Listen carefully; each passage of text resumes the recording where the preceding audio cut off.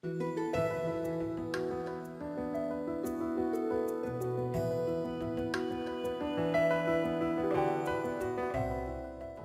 the other kids used to go outside and play, I would try to do that. Then I'd come home and very sick and have to be back in the hospital. 17-year-old Alexandria Young of St. Louis, Missouri, has sickle cell anemia, among 72,000 Americans with the disease. Among all Americans, approximately 1 in 1,500 to 1 in 2,000 newborns will be diagnosed with sickle cell disease. In people with sickle cell disease, their red blood cells become deformed, turning sickle-shaped. The bone marrow tries to make more red cells to make up for the loss, but can't keep up, causing anemia. Their new shape keeps them from moving properly through the body, and the misshapen cells can jam up and stick to the walls of the blood vessels. These clumps cut off oxygen to healthy tissue, delaying a child's normal growth and causing fatigue and extreme pain. It's like a hammer beating at you for a long time.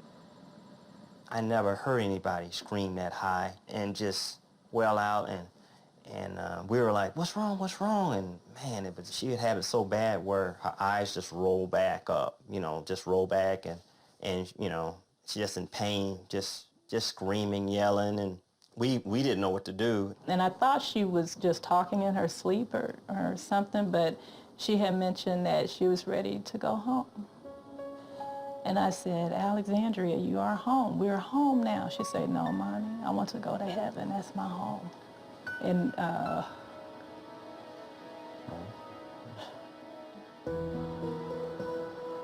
Okay, deep breath.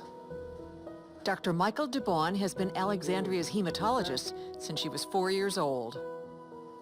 Any headaches, double vision? Fatigue and pain are not the only issue in sickle cell disease. Essentially, every organ in the body can be damaged by the lack of oxygen. The kidneys, the heart, the eyes, and now we know even the brain. In addition to pain, probably the most feared complication is that of a stroke. And right here is her silent stroke. When Alexandria was 12 years old, a brain scan revealed that she had indeed had a stroke. I was very scared because I thought only older people would have a stroke and not 12-year-old. Silent strokes like Alexandria's were not even recognized until a small research study in the 90s was conducted to better understand sickle cell disease in children. MRIs showed that strokes occurred when the misshapen cells got stuck in the brain and cut off oxygen to it. Certain locations of the brain control your movement. They control your motor ability, okay? There are other areas of the brain that if we removed it, it wouldn't alter your movement at all. It would alter your ability to think. The area of the brain in the frontal lobe is the area of the brain that's more likely to have silent strokes. So most of the children with silent strokes, they're actually walking around, interacting with their family in a fashion that makes people think that, yeah, this child is doing well. Dr. DuBon has Alexandria on a research protocol, hoping to stop the strokes. Monthly blood transfusions, called apheresis, remove Alexandria's damaged red sickle cells and replace them with red blood cells from a healthy donor. The hope is that the healthy new red blood cells will prevent her from having future strokes.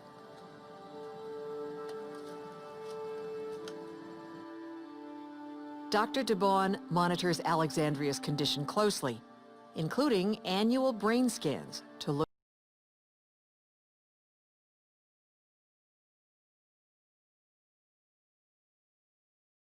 for further damage. I pray constantly, about Alexandria, that she hasn't had another silent stroke.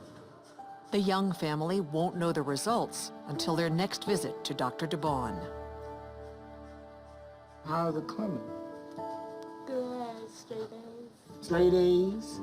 Staying on this protocol, it has dramatically improved her classroom performance, dramatically just improved everything. Everything in her life is just completely turned around. Whew, it's just like a switch, man. It just totally changed her. She started to grow. Congratulations, that's fantastic. Straight A's. How was the test results? We had the MRI of her brain performed a couple of days ago. It's to make sure that she hasn't had any new episodes of silent strokes. That's right. And the answer is no. There's been no evidence of progression. So it's all done, and it's really good news, okay?